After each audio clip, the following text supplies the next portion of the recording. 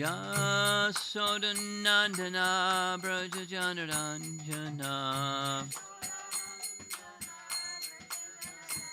Jamunatiravana Chari Jamunatiravana Chari Jaya Radha Madhava Kunjabi Adi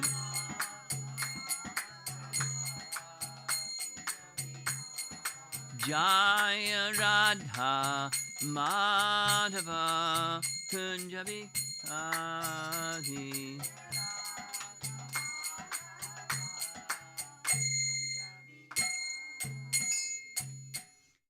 Jaya Vishnupad Paramahamsa Parividagacharajastatarasatasi Simad His Divine Grace A.C. Bhaktivedanta Swami Srila Prabhupada Ki Ananta Koti Vaishnavrinda Ki Grantaraj Srimad Bhagavatam Ki Nitai Gaur Pemanandi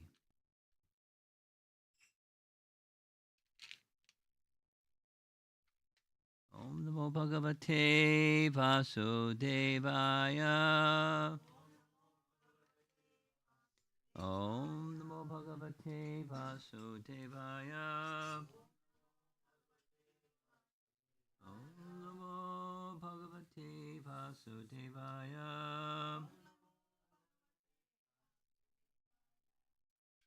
Narayanam Namaskritya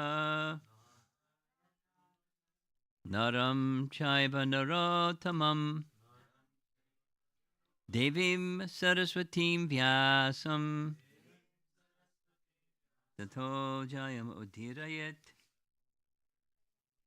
We're going to be reciting 3:23:56. Nehayat Karma Dharmaya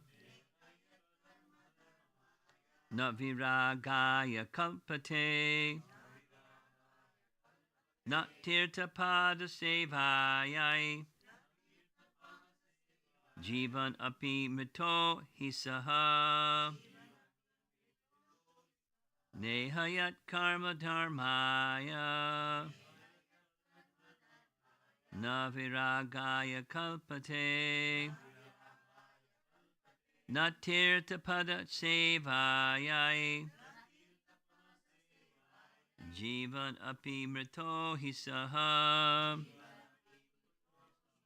Anyone whose work is not meant to elevate him to religious life, anyone whose religious ritualistic performances do not raise him to renunciation, and anyone situated in renunciation that does not lead him to devotional service to the Supreme Personality of Godhead must be considered dead, although he is breathing. Pretty heavy. This is Devahuti. It's not like Bhaktisiddhanta. Okay, purport. Devahuti's statement is that since she was attached to living with her husband for sense gratification, which does not lead to liberation from material entanglement, her life was simply a waste of time. Any work one performs that does not lead to the state of religious life is useless activity. Everyone is by nature inclined to some sort of work, and when that work leads one to religious life, and religious life leads one to renunciation, and renunciation leads one to devotional service, one attains the perfection of work. As stated in Bhagavad Gita, any work that does not lead ultimately to the standard of devotional service is a cause of bondage in the material world. Yagnartat karmano nyatra lokoyam karma bandhanaha. Unless one is gradually elevated to the position of devotional service, beginning from his natural activity, he is to be considered a dead body. Work which does not lead one to the understanding of Krishna consciousness is considered useless. So there.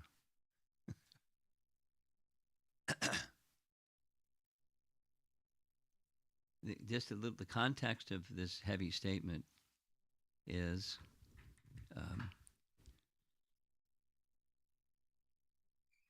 Devahuti is lamenting. This is the title of the chapter, Devahuti's lamentation. And we discussed, we should consider, she's, her son is Lord Vishnu.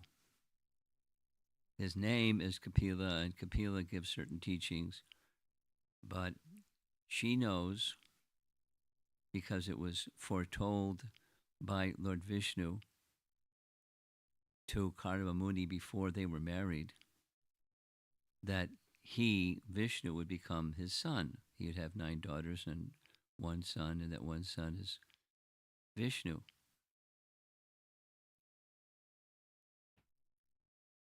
So she knew, her husband knew, she knew, and after the 9 daughters, Kapila was born. When Kapila became mature, as was a condition in becoming married to Devahuti, he would leave, and he left. That leaves Devahuti with her son, without a husband, but the son is the personality of Godhead Vishnu, and so she's seeking teachings from her son how to extract herself from material circumstance of life, as if she was entangled in the material circumstance of life. Now, so on the one hand and on the other hand, material circumstance,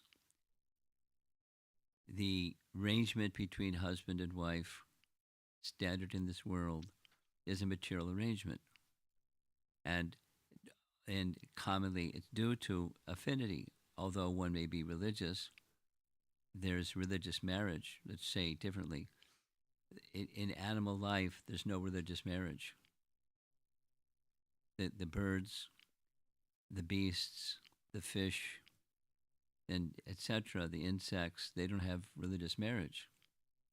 And religious marriage is for human beings to sanction the natural, innate male-female attraction, which is material, but to bring it to a position where it's honored, sacred marriage, and go further with the Vedic system, some behaviors and do's and do nots within the realm of marriage. That's it's a subset of the religious dimension, not the transcendental. So she followed that procedure, and we discussed this last few days in Naperville. She, Devahuti, is very elevated Vaishnavi. She wanted as her husband someone who was fixed in the personality of Godhead. She left her palace life and went to the forest and lived a life of austerity like her husband, alongside her husband. And she was happy being with her most qualified husband. And then the time came that they would, after mutual he and she purification from their living the way that they were living in the forest, then came time for children. So she's attributing her affinity for this life of marriage with children as a fallen condition. And in one sense, if it's devoid of Krishna consciousness, it stays on the material platform, or as Prabhupada is saying, it Devahuti is saying, and the purport is saying several times, useless. So she's not useless. She is highly qualified, and she's asking all the right questions of the right person, and yet, because of her abject humility, she's feeling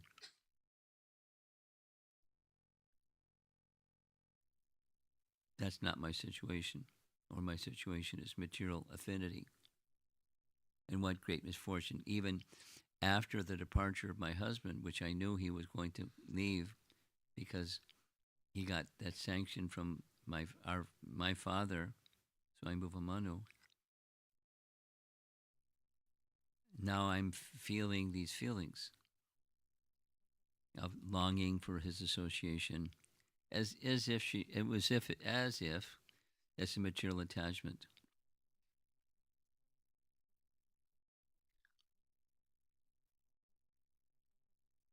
And let's take it that way. That's so it's she's instructing how we, male or female, should regard our situation as being we're not there yet, even one may be there. So what to speak of when you're not there yet? So it's the position of humility is appropriate, and abject humility for those that are realized like she is, and characterizing herself as not there yet. And the not yet folks have some or strong or addiction to affinity for material association and material enjoyment. As the verse was saying, the previous verse, sense gratification was used like 6 times. She's not a sense gratifier. Yet, she's characterizing herself that way in part to leave and continue to leave at a distance senses engaged in sense object for the purpose of enjoying.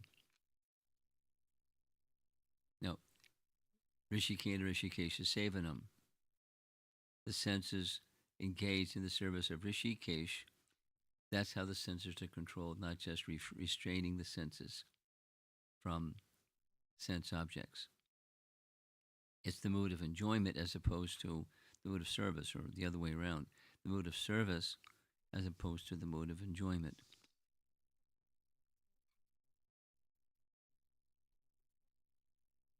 The previous verse was emphasizing how much, although she has this material attachment, this is Devahuti's Lamentation, is the title of the chapter. I was so attached. Now, is it possible to have a spiritual attachment? Yes. And is her husband, although he's not the personality of Godhead, as is her son, but was he not a realized soul, and thus a realized soul on the same platform, or to be honored to like the personality of Godhead? Yes. So that's a spiritual attachment. It's not a material attachment. But she's characterizing herself as if she's attracted by due to material attachment. She's not pointing. I have material.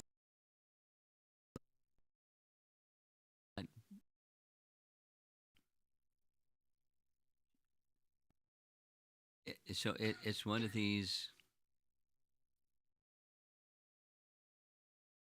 hard to understand or puzzling or enigmatic dynamics where a transcendentalist like Devahuti has a desire for a husband, and in that desire for a husband, as is the case with material affinity, and quite naturally so, not abomination upon that person that has such affinity, but that affinity which leads to elevation and further elevation and further elevation. We discussed this at length. Humility and faith and other fundamental things to bhakti life. As bhakti grows and grows, they become more prominent and more robust and more mature. So her humility is in that department, and she's speaking of herself as if she's a materialist, meaning attached to sense gratification. That's how to understand how she's speaking about herself. And then the flip side is what's really going on with her. She's she's already there. She's not a sadhaka. She's a perfected person. And part of the character of the perfected person is they still have a healthy distance or even disdain between themselves and a life of sense gratification.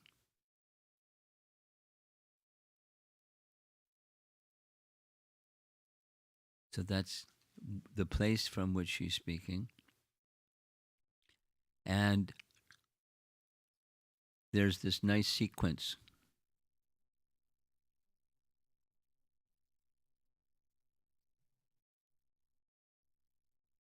Anyone, so the role of work properly or improperly directed. So by and large, the improperly directed work is how everybody operates. We all do some work because the soul, part and parcel of the Supreme Soul, is active, and the soul that's active is in the field of matter, and so there's activity or work. And fruitive work is you do something to get something.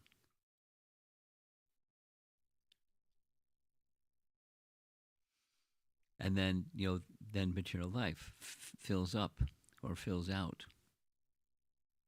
And then one is this type, that type, the other type, and there's nomenclature for types. And but the foundation is hankering for independent enjoyment from the Supreme. That's sense gratification. It's working to satisfy the senses.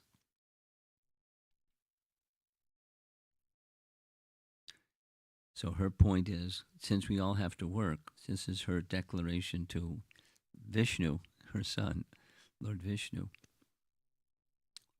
Everyone does some type of work. I'm doing some type of work. We're all doing some type of work. That work should elevate one to religious life. And religious life should elevate one to renunciation. And renunciation did elevate oneself to the platform of devotional service to the Supreme Personality of Godhead, without which that 1, 2, 3 sequence, it's useless. What does it's useless mean? Because it's not to. This is not an impersonalist kind of useless. The Vaishnava kind of uselessness is the goal is to be approached. Even you're not there yet, the goal is to be approached. And so we do things, we're using a microphone. And we're in a house and it's really cold out there, so we have the heat on. We're utilizing things with a purpose. Otherwise, it's just material. Whether it's, nice temperature or hot temperature or cold temperature or et cetera, et cetera, et cetera. The material circumstance stays on the material platform. Thus, for spiritual realization purposes or for the living entity's human life mission purpose, a waste of time. Even good activity, waste of time. Because good activity gets a good reaction, gets another good body, gets another bondage of another birth. And then transcendental, not just religious, but that this sequence: religious, renunciation, bhakti.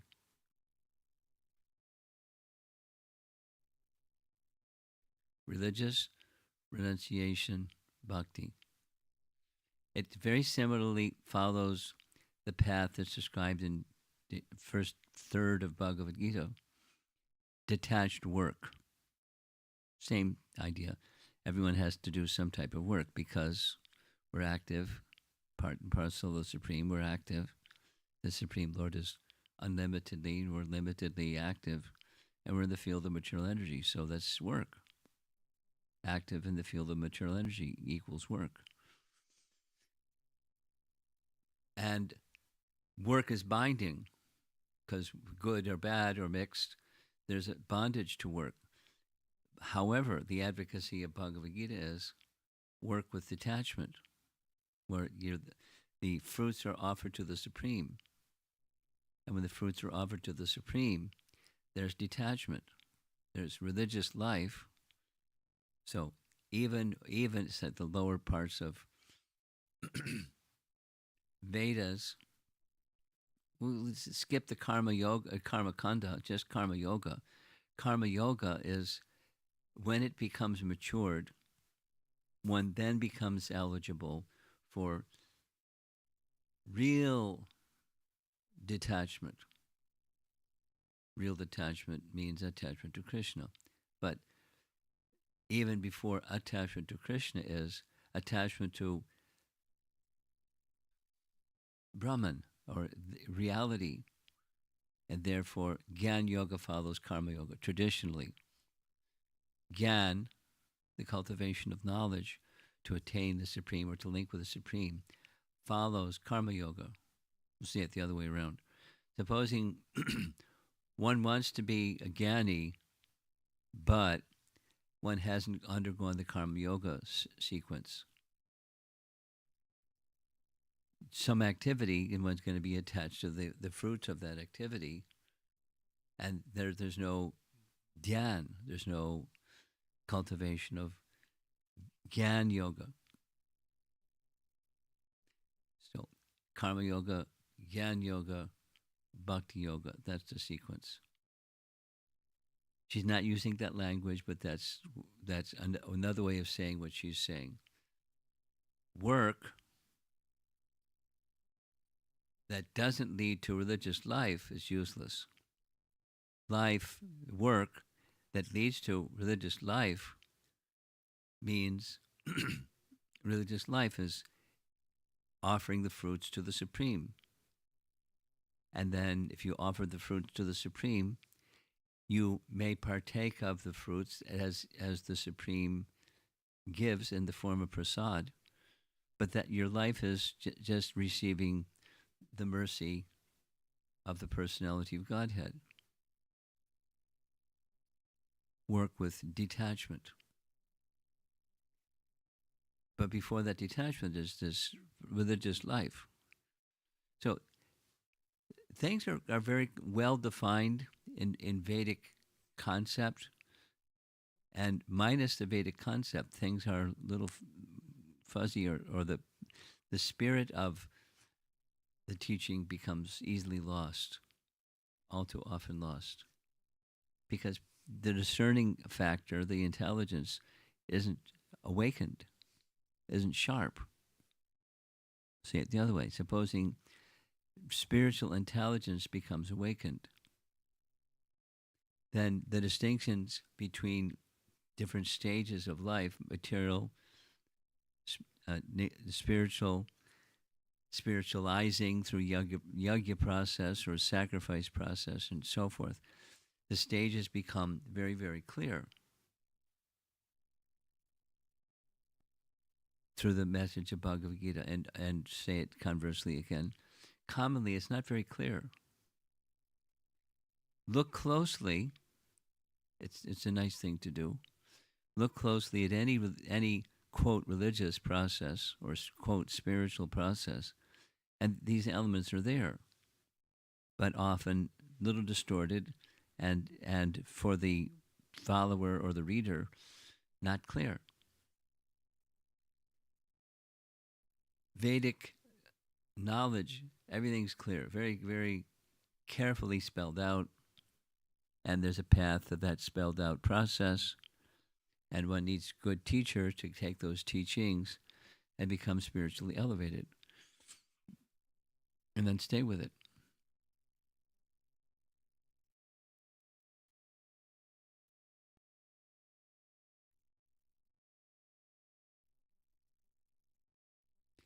There was I'm just going to share something. During this past weekend, Radhakrishna Prabhu was one of the co-speakers. The topic is going to be covered here, Vaishnava etiquette, 1 through 4. And he also spoke Vaishnava etiquette topic, same topic. His approach was somewhat different and his emphasis was somewhat different, but that was the topic. And in the course of that discussion, his presentation, part of what he was doing was explaining that any process that's religious or spiritual process, it takes time. It's not like you're immersed in the river of material existence, and in the next moment you're dry on land. It takes a little time to transition from material to spiritual. It's not something negative about the process of approaching the Supreme. It's just a description that, generally speaking, even the most direct process, the bhakti process, it takes some time.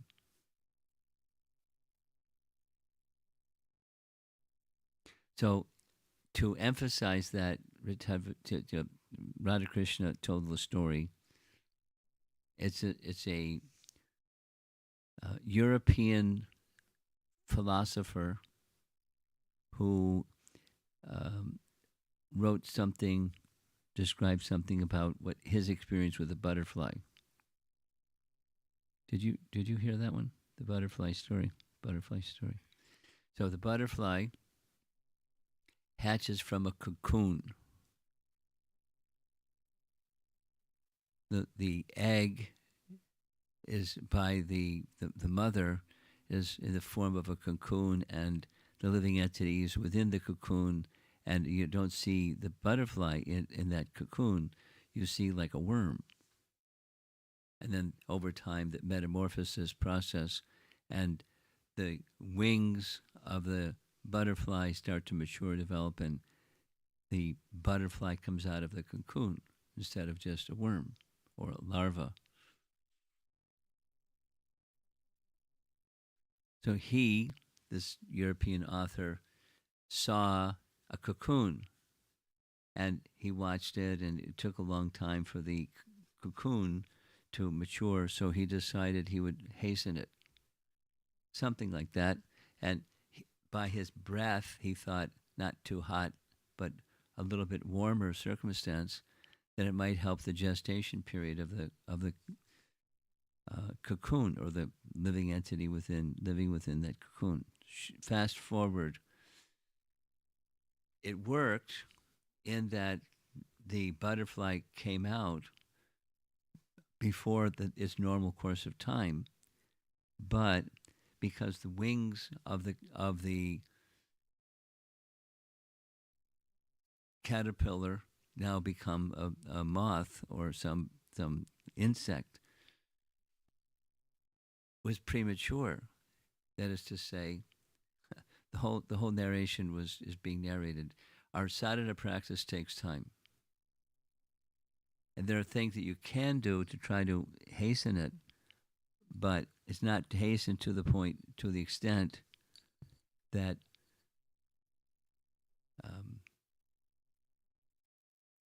you become impatient for the result. Don't be complacent. The result, I don't have to think about it too much. You're enthusiastic, but patience doesn't neutralize enthusiasm. It's a nice way of expressing the bhakti process takes time, even when done properly. The bhakti process, when not done properly, you can wait a long time for results. But the living entity that comes from that, the bhakti power that comes from that little gestation period, um, it has its spiritual foundation. So back to the sequence: work culminating in religious culminating in renunciation, renunciation culminating in bhakti. And that's very nice. That's Bhagavad Gita. And here we have the Bhagavatam. So she, Devahuti, is saying something quite similar. That is the sadhu sangha mentioned from the previous series of verses in this chapter. I had fantastic facility being the wife of this perfected person. And he's gone. And I'm feeling separation. And so she's admonishing herself for her attachment. That attachment isn't the problem. Thinking the attachment is something material, that's the problem. And it leads to more bondage. Invariably.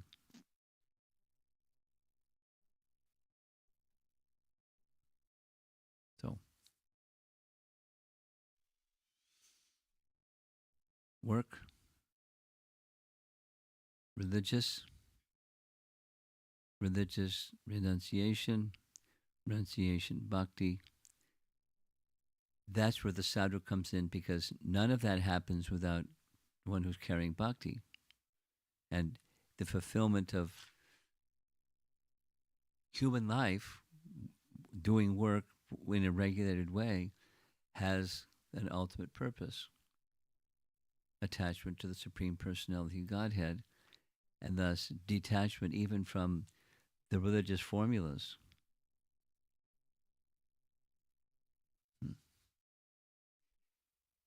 One may do them, religious formulas, or but when one does them, their purpose behind is more important than the ritual itself.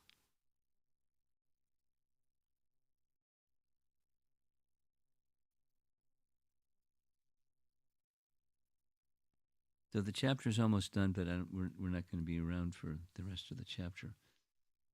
It's 3 more verses. So if you want to read ahead, you can go ahead. Nice section. Do you need to replace the batteries? You're good. Okay. Anyone would like to comment or discuss?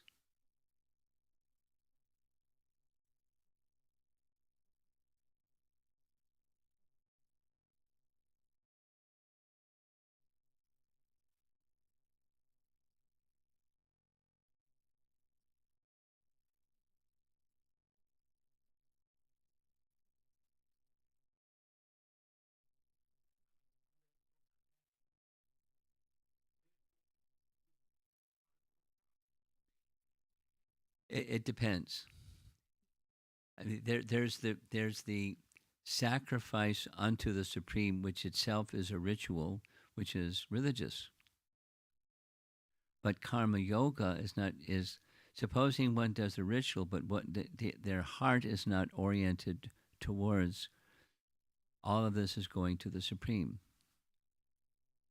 Then it stays on the platform of religious, but religious connected with yoga, religious connected with the purpose behind the activity, the ritual, the yajna, then it becomes spiritual. Same thing, different consciousness, different label, different outcome. They say any one of those things. Take karma, gyan, and bhakti. Strip the yoga element out, and it's material, material, material.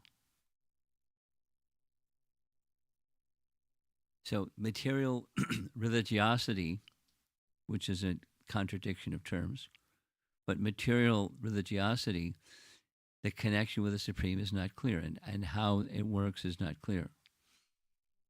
But the ritual becomes everything. So there's religious formularies. There's distinctions between this religious group and that religious group, even within the same group.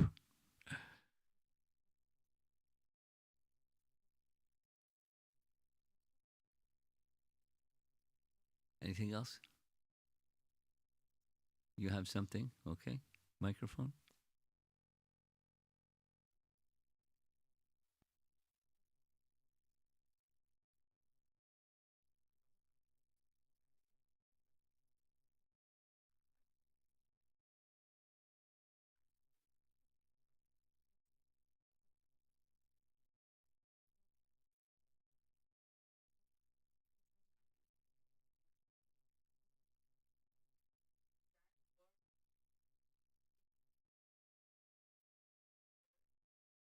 It depends.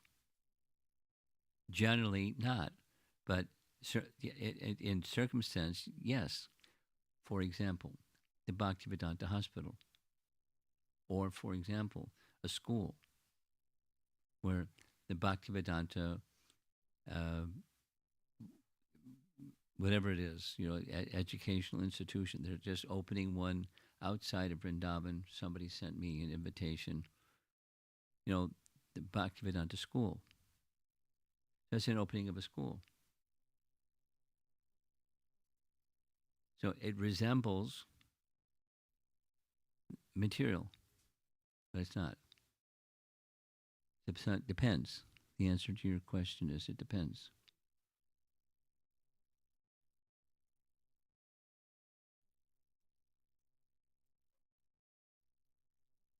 The microphone is not working. Is it the machine, or is it your?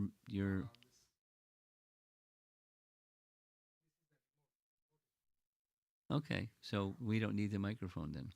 Go ahead.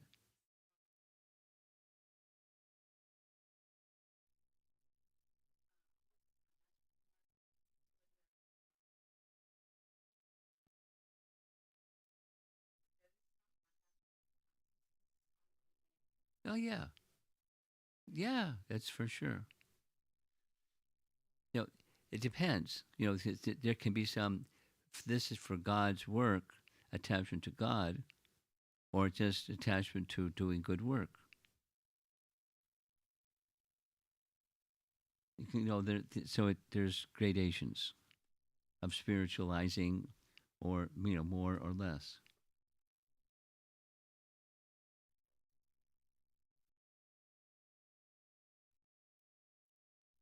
Well, what does totally attached mean? Totally detached mean? What does it mean? Totally detached means totally Krishna attached. Chapter 5, Bhagavad Gita. What is called renunciation is the same as working for the Supreme. So if you're totally attached to working for the Supreme, then you're totally detached. But supposing you're not working for the Supreme, you're supposing you're Tyagi.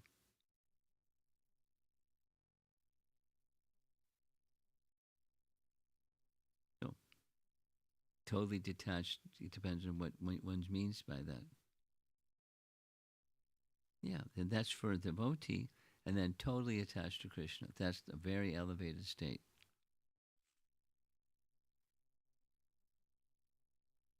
Asakti. Anything else? You have something? Okay. Srila Prabhupada ki jai.